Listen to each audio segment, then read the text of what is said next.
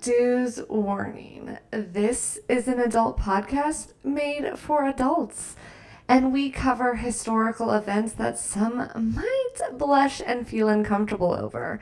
If you are not an adult or an adult who prefers not to listen to some topics that are a bit more on the naughty side, I suggest you clicking off now. For the rest of you, hello, welcome. Are you ready to pay for it? Me too.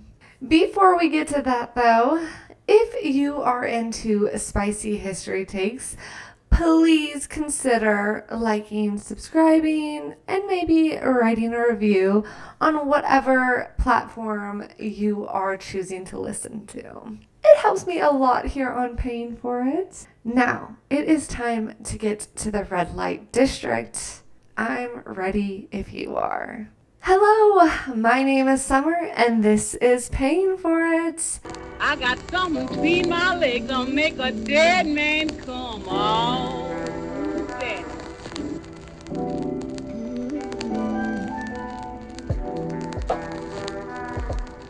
I got something between my legs that'll make a dead man come. Oh, that.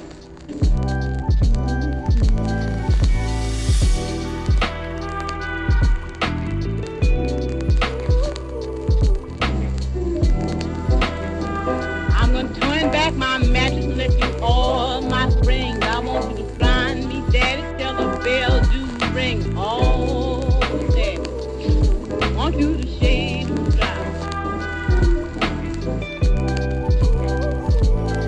drive. Thank you for being here for episode 39. How the hell are ya? I have been doing pretty well. I am working on setting up this recording space. Anyways, I've been working on setting up this recording space. I know the walls are still bare, but that won't be like that for much longer. Anywho, I am slowly but surely decorating now that we have kind of settled in, and I've started with the living room. It is what it is. This will get here. I will get to this space eventually. Anyways, yeah, we're heading into August, and we have been working on this Storyville throughout this entire year. Slightly embarrassing, but you know what? It is what it is. It is what it is. I'm not going to shame myself. It happens. Life is busy, and it is what it is. But I hope you have been enjoying it. I'm hoping you are liking it, and I've been enjoying researching it. I've learned so much more about Storyville. I thought I had researched what I could about Storyville, and then I started doing this, and I feel like I've learned so much more than I thought I would, and I feel like I could continue doing more in this series than even I was originally planning. So, yeah. I mean, take for today's episode, the story we're going to tell today about Storyville, I didn't know about until actually researching this and then realizing, I have to tell her story. It's so important to Storyville's history, and it's one that is often, I feel like, overlooked, of course. So, yeah, I have to go back. I had to, add this queen into the outline of what I thought this series was going to be. This extremely deep dive. It's because Storyville ran for 20 years, so of course it has such a big history and it has such a rich history that I've just really enjoyed. First of all, I love New Orleans, and I love how much history and life is in New Orleans. So yeah, Storyville is also part of that culture, part of that history, and part of that life, and so I really enjoy it. I've been enjoying researching it, and I've been enjoying telling the stories to you. Hopefully you've also enjoyed them. Anyways, we've kind of veered off of what I was originally going to talk about here. It's August. We are getting settled in, which, why do I keep talking about moving? I feel like moving in general just takes so long. And sometimes you accidentally take days off from getting settled in. You know, you work a full-time job, plus you want to have a life. It's all about balance.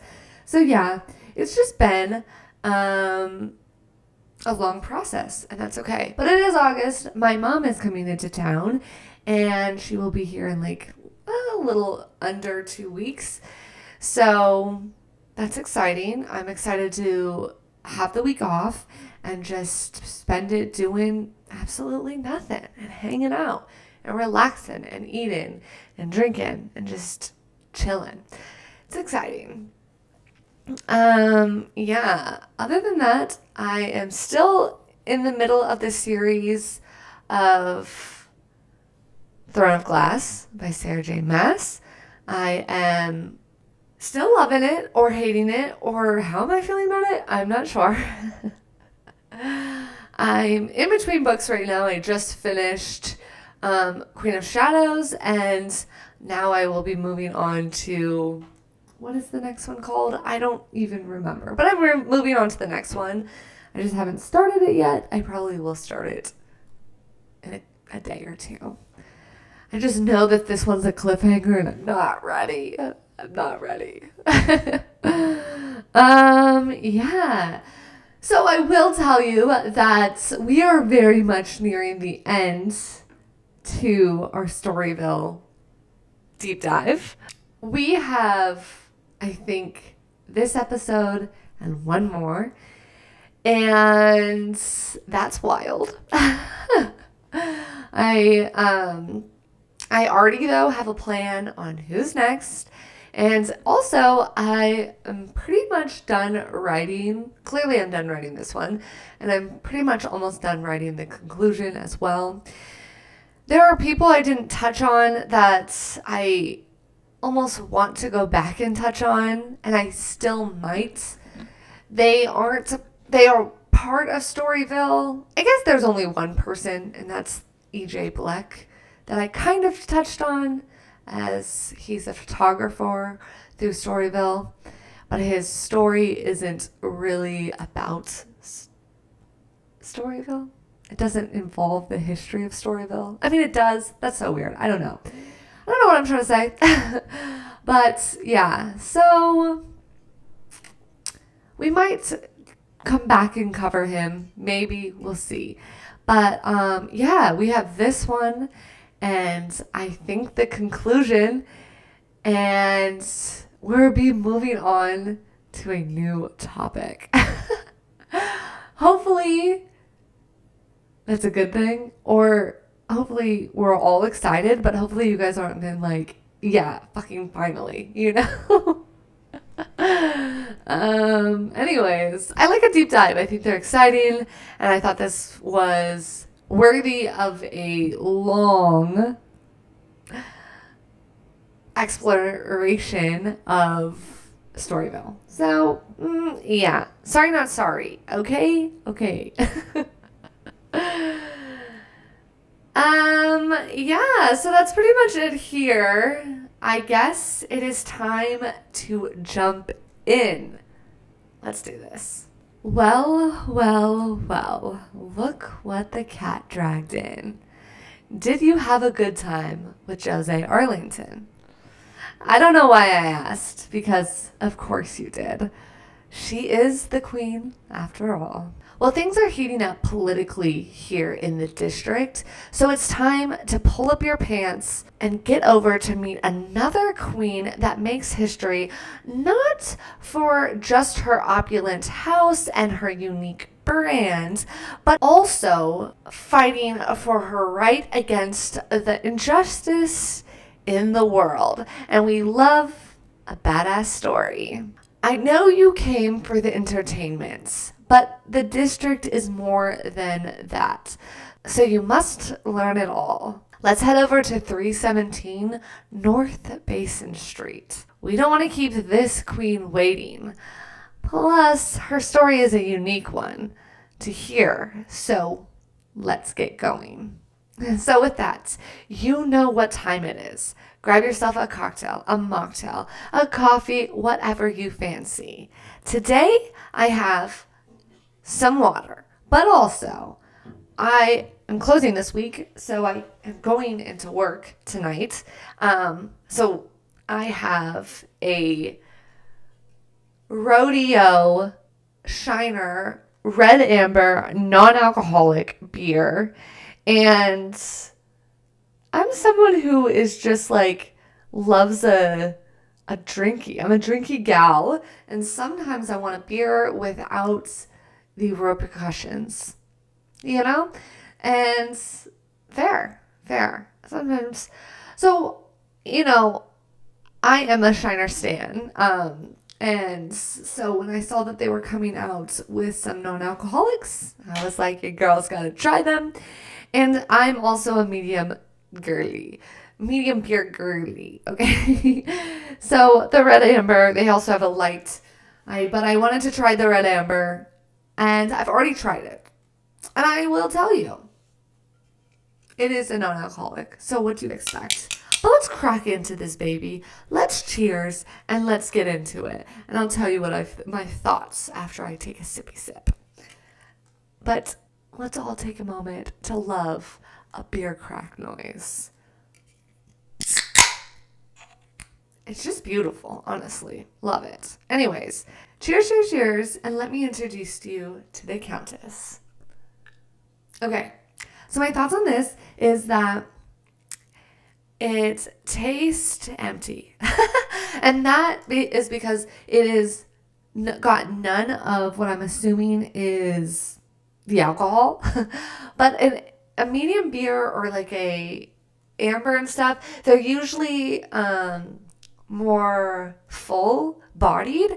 This one, it still tastes like a sweeter version of an amber, but very light bodied. And so it is a weird beer. But honestly, as far as like a little sipper on a hot outside day that you want to pretend like you're partying, this ain't bad. It's a little sweeter for my liking, but oh well. Anyways, cheers. Whatever you have, I hope you're enjoying it, and I hope you're ready to be introduced to the Countess Willie v. Piazza. Born in southwestern Mississippi, sometime in the year 1865, she was the daughter of teenage parents. An African-American woman named Celia Caldwell and her white Italian immigrant father named Vincent Piazza. Her parents were unmarried, and by the 1880s, they were living in separate cities within the state. So with that, history is to believe that they were no longer living together or together in a relationship whatsoever. It is said that Vincent was working for a hotel as a proprietor in Vicksburg. Celia, on the other hand, was reported to be keeping house in the Jacksonville area with Willie and her two other siblings. Much of Willie's younger days are a mystery to history. Her story comes into focus mostly when Willie's establishes herself in New Orleans in the 1890s as a madam of her own house in the district at the age of 25. Although we don't know much of her life before her moving into New Orleans and the district, the fact is that she was able to establish herself as a madam right away. So that kind of tells us that Willie had enough knowledge of the sex trade and its industry to be able to open up her own brothel. So we can only assume that she'd already been working within the industry long enough to know how to run her own place. 7 years after moving into New Orleans, Storyville will go ahead and open for business. All the ladies who were in the industry, of course, moved to the red light district. And Willie was no different. She will establish herself at 315 North Basin Street. Her blue book ad reads, "The most charming young landlady of Basin Street. This is the place to hear all the latest Jubilee songs. Miss Piazza also has some of the latest entertainers that can be found, and she has without a doubt the most handsome and intelligent girls in the Tenderloin district. Boys, you should see them. While out for a good time, they are all cultivated entertainers. For singing and dancing, they have no equals. Don't forget the name, Willie v. Piazza." Following that ad, it listed the ladies of her house and a picture of Willie v. Piazza. Willie, like Lulu White, advertised her house as an octoroon palace. She and her girls took on that title as well. What remains of her story tells us that Willie was a real regal woman who lived up to her nickname as the Countess. The Countess was sophisticated, intelligent, and very elegant, and always a fashionable queen. She sported a monocle and was known to smoke Russian cigarettes that she would hold in a diamond-studded ivory and gold holder. Now, I'm not a smoker, like I don't smoke cigarettes, and I think if I lived back in this time, this little freaking the holder, the just the fancy holders of those cigarettes, what a vibe. What a vibe. I do not endorse smoking. I'm just saying it's a vibe, especially back in the day, okay? So, it was all elegance for the Countess. She always also wore a diamond choker and spoke 4 languages, giving her a real air of exotic. She made sure her and her girls were always starting and making trends that the polite society women loved to follow, even though they love to hate. It's always funny to me to hear that even though the quote-unquote polite society women always turned their nose up to the girls who sold their wares, they always attempted to shame them and just outcast them in general. However, they were always lurking, baby. We see you. Watching and copying the working queens. They were always constantly stealing the style that the Vice Girlies were coming up with. So Willie and her girls loved to dress up. And you know what? Those are girls after my own heart. I am someone who loves to show up and show out, okay? So they were always dressing up in fine clothing and showing off. One story that is told often about her is her and her girls attending the opening day at the fairgrounds for the horse racing or horse racetrack. So horse races. What? The New Orleans society women were known to bring their dressmakers to study Willie and her girls to copy them, basically. So they could copy the trendy ladies and keep within the new and upcoming styles. You're doing too much, babe. Willie was also known to maintain and keep very cordial relationships with most of all of the other madams within the district. And that's not always the case because competition. So there was a lot of cattiness and beefing between the ladies, I would say. But Willie was known to just be chill with everyone. After she passes, she will really be known for her generosity and kindness towards her colleagues in trouble. She was also very protective of the women she employed. She made sure that her brothel was a very safe place for the girls who were selling their wares within her house and around Storyville. She tried to protect her home and her ladies. Because, I mean, sure, we talk about the industry and the girls who made their life, regained their power, and made a lot of money off the sex industry. But it does not mean it did not come without its risk. And sometimes any job comes with its risk. This one could tend to be dangerous too.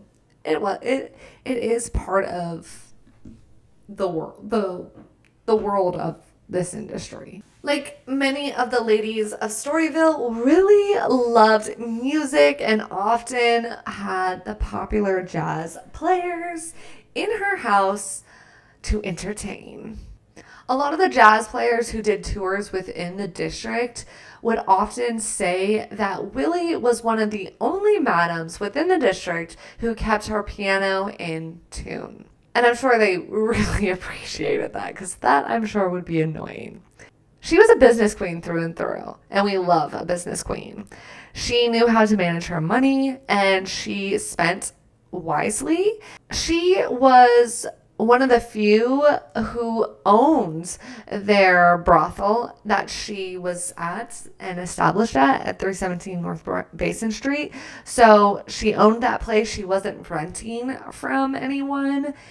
She didn't just stop with one business, though. Willie also got into real estate and was pro at that as well, allowing her to really accumulate a wealth that kept her far more than just comfortable. For even years after her retirement, she was able to keep herself very, very, very comfortable. And we love that for her. Her legacy would have been worth talking about either way, because she proved to be a true queen of her time and of Storyville. However, she grows her legacy even more when she starts to fight for her rights and against racial segregation. The original ordinance in 1897 that established the designated area for the legal red light district also established a separate vice district located near what is present-day City Hall and Duncan Plaza.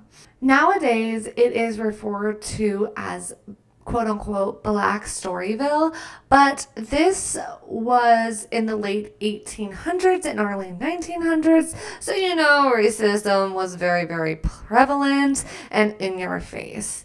The district was established for white men only, okay? So Storyville itself that we've been talking about was established only for white men to come in and visit. If a brothel even allowed a black man in that was not just playing music, they would be ostracized. They would no longer be able to operate within the district. It was just a mess, honestly. It was against the law for the houses in the district to serve black men, period. The politicians established the segregated area, which for years, that's how it operated. An area for black men to buy the wares for sale for them.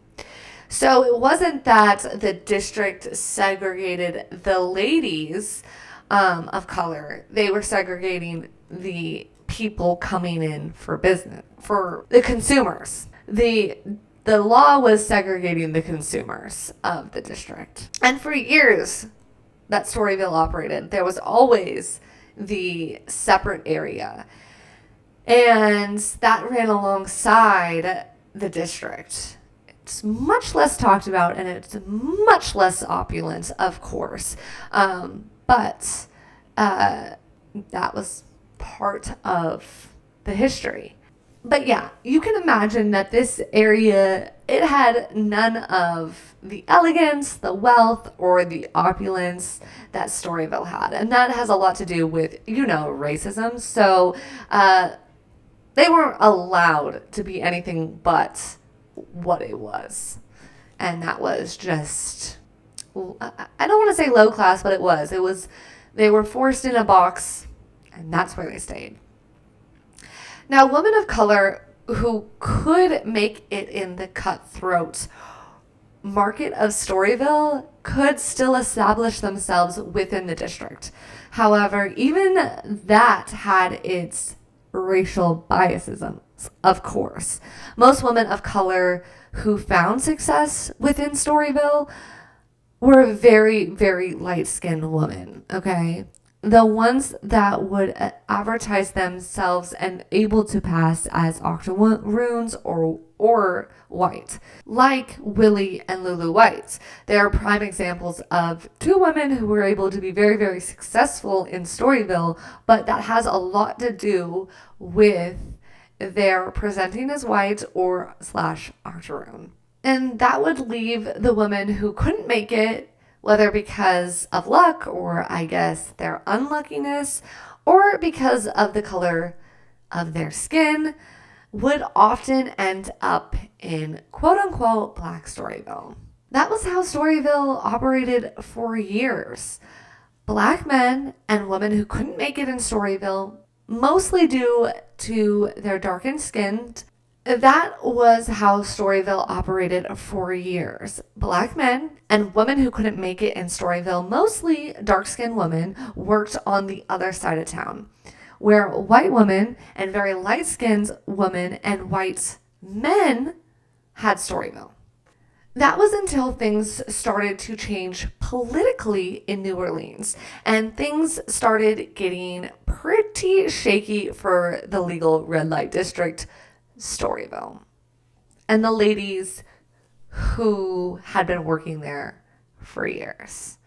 And so a new ordinance is going to be proposed. In early 1917, Ordinance 4118 was proposed. Harold Newman was the Commissioner of Public Safety, and he would bring this proposal to the table, basically calling for Storyville to be entirely racially segregated. All women of quote-unquote colored working within the district, regardless of wealth and standing, would have to move to quote-unquote Black Storyville by March 1st, 1917, which would in turn root tons of women from their home and their established businesses. Of course, Piazza was very disturbed by this new ordinance. A lot of people in the district were. But at first, she was going to continue doing what she had been doing for years, and that was deny that she was quote-unquote colored. However, shortly after, she will go on and legally admit her race and challenge the ordinance in court, to fight not only for her rights, but the many other women's rights that this law would damage. Willie was intelligent, wealthy, and had connections to be able to attempt to fight against the injustice she and many others were now facing. So she will go on to hire a lawyer, Nathan H. Feitel.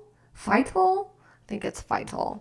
In court, Nathan will really focus on her character and arguing that her house was ran orderly and very far superior to the dives that were in the segregated area.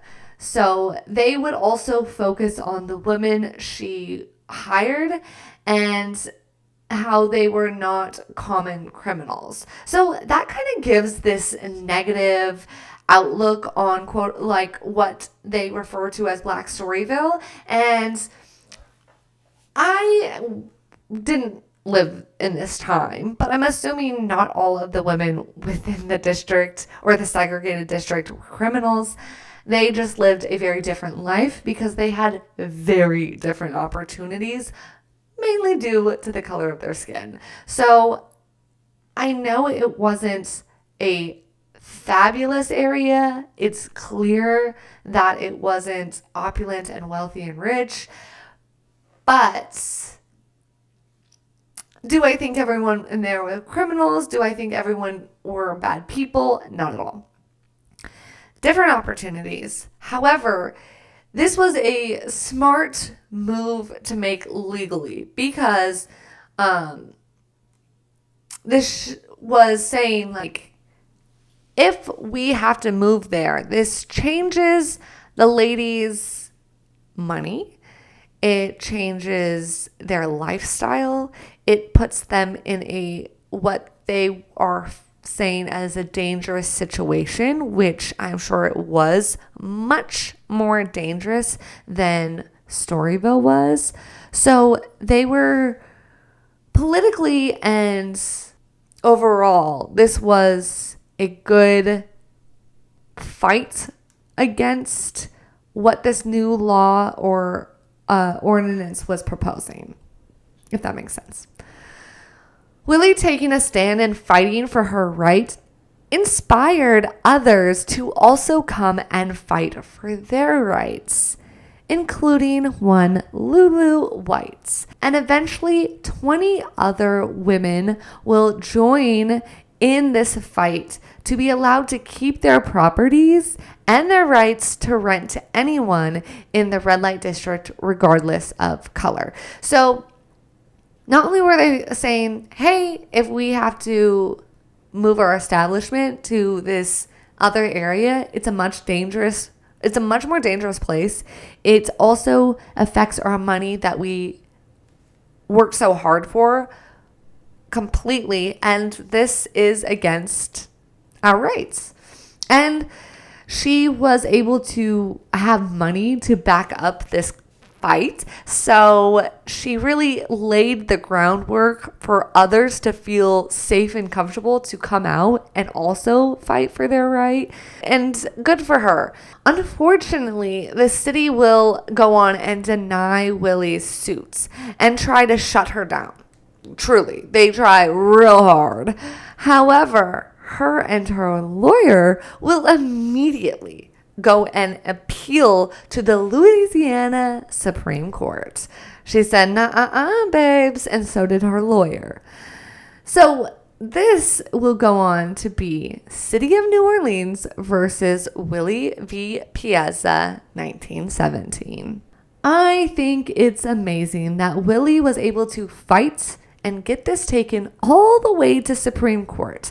That is not an easy feat. Willie had the funds, though, and the feistiness to see this one through. So she did. The Supreme Court will rule that the Ordinance 4118 overstepped the original intent of the 1987 Act regulating where sex workers could live. So Willie, Lulu, and all the other ladies, they got to stay put. The city, though, they don't like to lose, so the city's attorney will go on to request for a rehearing.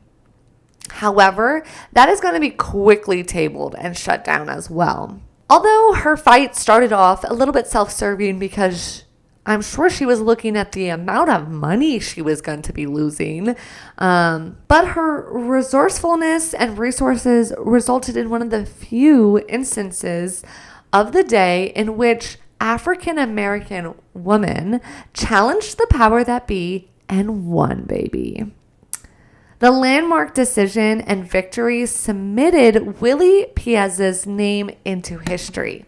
This will be one of the earliest fights in the long battle against the Jim Crow laws and racial segregations, and it's so fun and exciting to know that it came from a sex worker. And not only did she fight that fight, but she won, baby. That's amazing. I love it.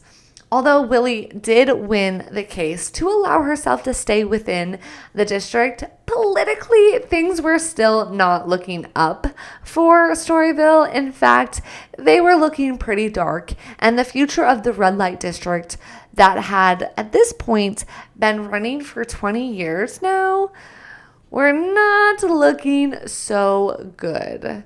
Within the next few months, the district will formally shut down, making it yet again illegal for women to sell their wares. Willie will go on to retire soon after her win, but it's not because she wants to. She is definitely forced into retirement. Willie's story will fade into history. Not much is known about her life after the district.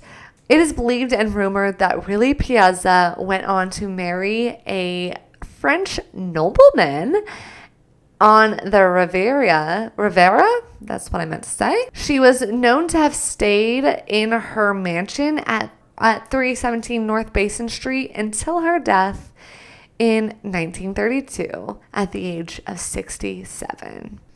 And that, my friends, is the story of the good, the bad, the ugly, but also the glamour, the power, and the freedom of Willie v. Piazza, the Countess. She went on to use her power and wealth that she gained within the district to fight for her rights and the rights of those like her. Not only fight, but win. This will forever mark Willie in our history, more so than most. Along with her bravery to take on her life into her own hands and become a very wealthy woman in a time that didn't allow for us to do so. Cheers to the Countess. Thank you for being here for episode 40, Storyville Part 6, and learning about another queen who marked her way onto the history books. A queen that took her life and her future into her own hands and played her cards precisely well. And she came out on top on this game we call life. I am curious to know your thoughts on Willie and her fight for her rights. Although we don't know much about her as a madam, I think her story is super important and unique and worth talking about. She is a queen not only for owning the knights, but also being brave enough to fight against the injustice. So please let me know what you think of her and her story down below. I'd love to hear about it. Now, the closure looms in the air. Things are heating up politically for America and the red light district. We are nearing the end to our deep dive into Storyville, New Orleans. Join us next time for the closure and the conclusion of Storyville. Until then, I hope if you're enjoying paying for it and the retelling of the ladies of the night, please consider subscribing on whatever platform you are listening. And I will see you when I see you. Goodbye.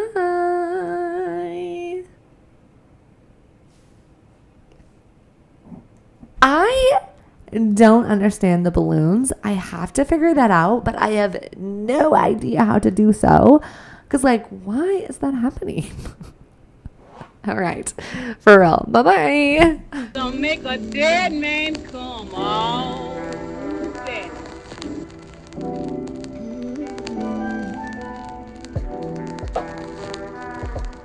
I got something between my legs. Don't make a dead man come out.